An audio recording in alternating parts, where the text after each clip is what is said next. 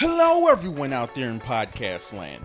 Welcome back to Adventure Capital, where we not only discuss the entrepreneurial journeys and adventures with founders who have raised capital on Wefunder, but also the different resource providers and mentors helping founders along the way. Huzzah!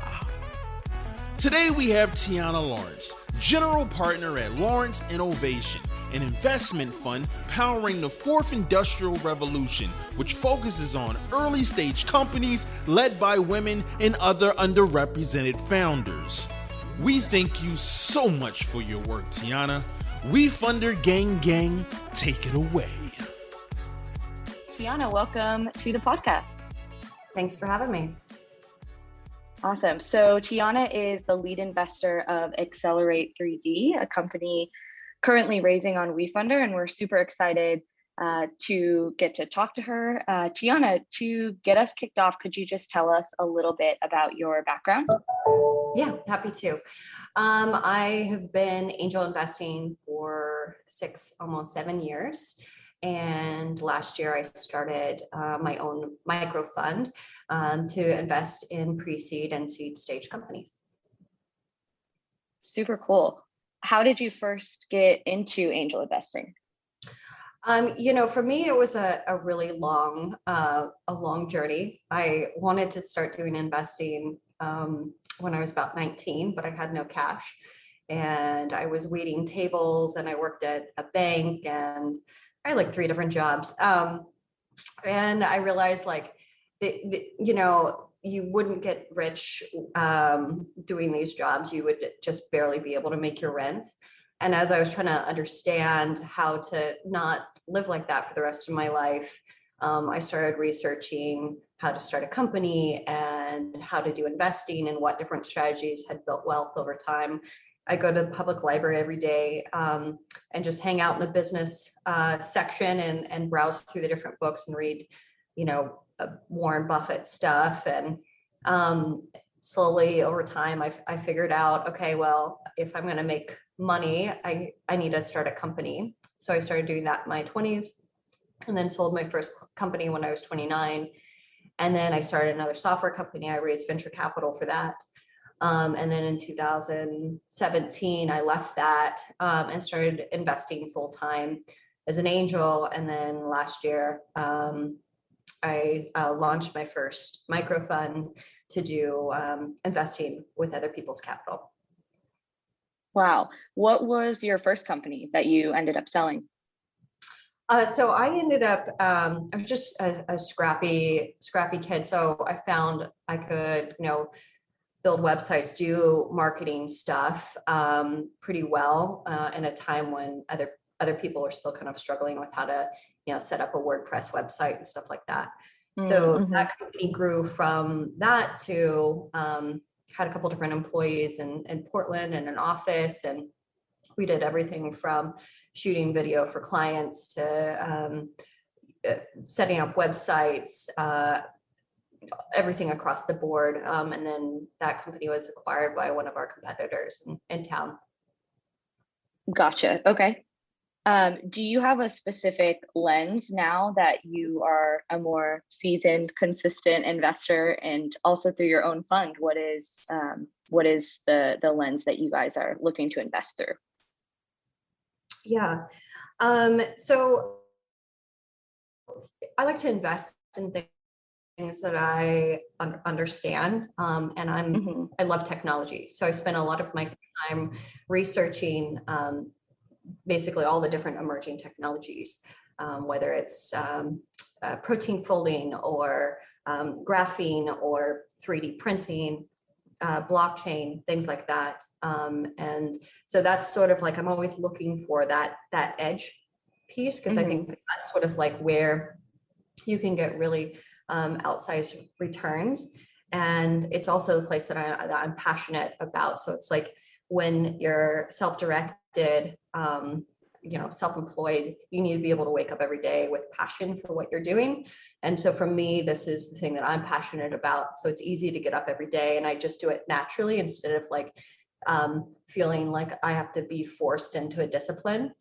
So it lets me sustain this over a long time. Gotcha. Yeah, that makes total sense. How did you first get introduced to Accelerate 3D? Yeah, I met them through another friend of mine who runs an incubator here, the Founders Institute. Founders Institute is an amazing organization. They are very prolific. They help a lot of startups basically iterate from idea to product market fit, and they're a global organization. So I have a lot of love for those guys, and we were just getting a beer, I think on a Friday, and I met the CEO at one of those events, and we started chatting. And I think what he's doing with large scale 3D printing is really interesting, especially as we think about like the supply chain security that we're all facing in this post-COVID world. We need to start thinking about what does manufacturing, the future of manufacturing look like, and how can we accelerate that within our own, decentralized way. And so when he talked about what he was doing with Accelerate 3D, I was like, oh, this is lovely. I think this sort of fits in potentially an ecosystem that can help both mitigate supply chain risk and bring manufacturing, decentralized manufacturing here in the United States. Yeah, that's really cool. I'll have to look up. You said it was Founders Lab or Founders?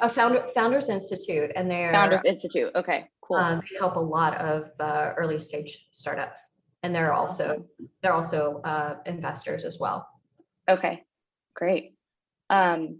Yeah, so obviously, as you are aware, we have a mix of accredited and unaccredited investors in our community at Wefunder. So for some people, this is kind of their first taste of investing. They're kind of dipping their toe in the water. So can you describe, given your research and experience, like what were some of the other main factors you were looking at when deciding to invest in Accelerate 3D besides just the problem that they're solving? Yeah, I think that, the problem needs to be interesting. And I hold the opinion that investors should invest in things that they're interested and passionate about, and use their capital as a means of like creating the kind of world that they want to live in. But that said, like, what are the other factors around success? And I think any investor that is honest realizes that it's a numbers game. That even when you get the team right and the problem right, there's a million other factors that can come into play that will cause that company to fail. I know when I was starting my first companies, I remember I was in the library and I was reading, and I was like, okay, there's this little passage that's basically said that 1 out of 10 companies would succeed. So that means 9 times out of 10, you're going to fail. So 90% of the time you're going to fail. And so I made a little promise to myself as an entrepreneur, or, I hadn't even started down that journey yet, that I would be willing to try at least 9 times, maybe 10 or 11. I love that. That's such a great perspective. And if I kept on failing, like after 11, then there's like clearly something, The odds are literally against you. Yeah. And I think that that's the same perspective that investors need to have too. You can't think like, you need to think with each one of these, this one's going to win, and I'm okay if it fails. And to do enough investments that you can win through the power of numbers, and not just luck. You need to, stack luck within your favor. So that's a perspective I take both as an entrepreneur and as an investor. And that would be the advice I would give new investors in the space is one, look at the team. The team will be the primary drivers of the success of it. Is the team right? And what do you mean by team? Just to dig into that a little bit, like the team's background, how well they work together. Yeah. There's been research that shows that what really matters is very simple. It's the integrity of the individuals. the conscientiousness, like how hard are they willing to get up and work every day, kind of like that grit piece. Like, does it bother them at night when they left something undone? That sort of like that characteristic, and intelligence. So if you have a smart founder that is willing to work their butt off, and they have integrity, that is more correlated with success than anything else, any kind of educational background or these sort of like artificial tokens of success. So that's what I'm looking for in reading in my team and the teams that I fund, is I'm looking for intelligence, integrity, and conscientiousness. And then that other aspect of like, am I making enough small bets that I'll win over time, and reserve the right to invest again. Basically, it's called pro rata. So that when I find a team that is executing well, I can increase my exposure to them as they are de-risked, like as they perform better and get farther down the pipeline towards product market fit. Totally. Great. Yeah, that's super helpful. In terms of, it's interesting that you were, two-time entrepreneur to angel investor to VC. How do you think your relationship has changed? Or I guess not changed, but, how do you think your relationship is different maybe than, the average VC who didn't start a company, with in terms of like the support that you give founders or the way that you look at going above and beyond after you make an investment? Yeah, that's a good question. And I've definitely failed more than, I succeeded. So I call myself more than a two-time. Oh, okay. 2 times successful. Yeah. Yeah. And I have a couple successful investments that allowed me to keep on investing as well. Awesome. Having raised venture capital myself, I know a lot of the tricks on how to sort of like try to skew things so that it looks rosier than it is. And so, there's this idea that everyone's going to lie to you. So like the acceptance of that, and then trying to uncover the truth and be like accepting of sort of like the framing of it. So I think I take kind of like a different approach around that. Is I like, I try to cultivate a relationship where my teams feel safe with me, feel safe to share like what's actually going on, and proactively, because when they wait a year to tell me something's wrong, it's too late, which I definitely have had happen where companies have come to me, they're completely out of cash. They pursued a customer that didn't exist, or they had to fire an executive and they didn't ever really replace them. Like, then it's too late to help. But coming early, but that builds trust. Like you have to build trust with your teams in order for them to feel safe to do that, because a lot of the times the world sort of tells them that they can, they only need to show what's going well. What does their Instagram and their Twitter feed say about the nature of the reality versus the real reality of it? A startup is, especially being a CEO, I think is probably one of the loneliest, hardest jobs in the world. You have your investors that have really high expectations of you, and you have your team that is looking to you for guidance, and you also have your customers. So you're sort of fighting this three-dimensional emotional battle, and it's a very lonely place to be. So having trusted people that you can connect with that have gone through that journey as well, I think is important. And that's one of those things that I try to bring to the table, is that relationship building, so that I can proactively help them. Yeah, no, that's really great. We talk a lot about, what's required for the pitch on Wefunder and what's best to get across to our audience and attract the most investors during your crowdfunding campaign. But what would you say to give advice to founders who are pitching their companies to VCs at a later stage?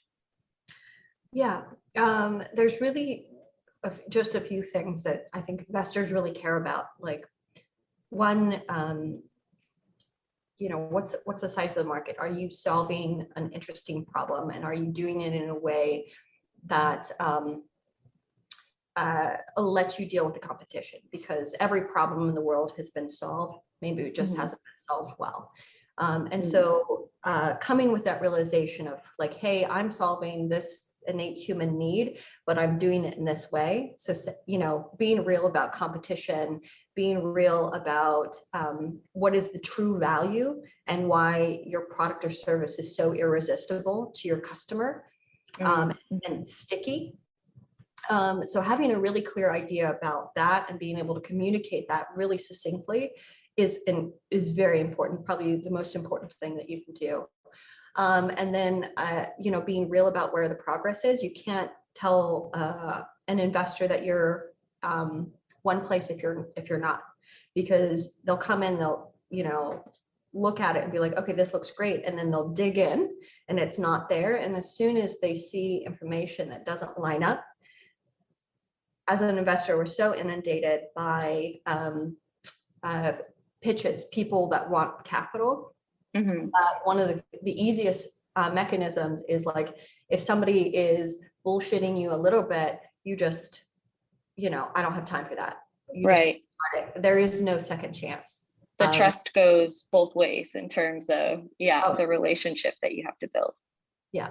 So, it's okay to be exactly where you are. Especially, I do pre-seed and seed, which is, pre-revenue, pre-customers, even sometimes a good idea. Yeah. And so sometimes it's just like, well, I really think that this team has sort of like grabbed a little bit of the right idea, and I think that they'll be able to evolve quickly into that product market fit. So that's what I'm looking for, but you have to be honest about where that is.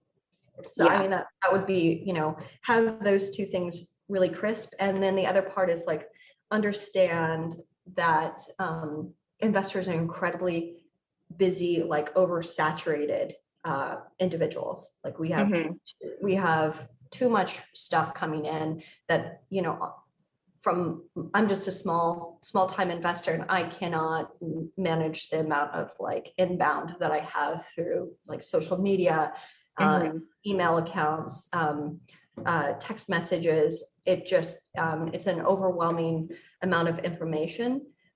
So having an introduction through like trusted sources, like is find a way to distinguish yourself, and don't just spam. Don't just spam an investor, because it's like you're just creating more of the storm and you're not standing out. And when I was in that position raising capital, I would try to find 2 to 3 different people that person I wanted to connect with, whether it was a customer or an investor, new and trusted. And then I would ask them to intro me. And for the really busy people, the first intro would get ignored, and the second intro sometimes would get ignored, but usually by the third time they're like, wow, I'm starting to hear about this person from all different directions. I must need to connect with them. So that's a little way of being able to kind of like cut through the clutter and get, top of mind for an investor.